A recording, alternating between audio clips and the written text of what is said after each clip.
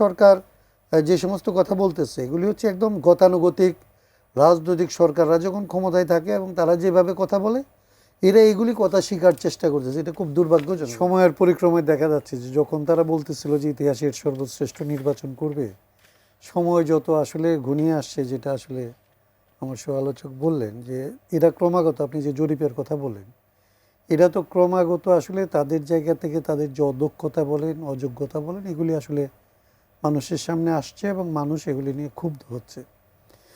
আইন শৃঙ্খলার জন্য আসলে আমাদের স্বরাষ্ট্রমন্ত্রী যেভাবে নিজেকে সেলফ ডিফেন্সটা যেভাবে নিলেন, এটাকে আমার লজিক্যাল মনে হয় না। কারণ এটা ঠিক যে আপনি আইন শৃঙ্খলার ঠিক করার কোনো ম্যাজিক নাই, কিন্তু এটাও সত্য যে আইন শৃঙ্খলা ঠিক করবেন বলেই কিন্তু আপনি এই দায়িত্বে আসছেন। এবং এই সরকারটা আইন শৃঙ্খলা ঠিক করতে পারার জন্য যে মরালটা লাগে, যে সাপোর্টটা লাগে, সমস্ত রাজনৈতিক দল এবং জনগণ কিন্তু তাদের উপর এই সাপোর্টটা দিতে চেয়েছিল এবং দিয়েছে। একটা বিরাট সময় জুড়ে তাদেরকে সাপোর্ট করেছে, কিন্তু তাদের অদক্ষতার কারণে আইন শৃঙ্খলাকে রক্ষা করার বদলে আইন শৃঙ্খলাকে যারা আসলে ক্ষতিগ্রস্ত করেছে, অনেক সময় মানুষের ধারণা হয়েছে যে এই সরকার তাদেরকে মদত দিচ্ছে যারা আইন শৃঙ্খলাকে ক্ষতিগ্রস্ত করে।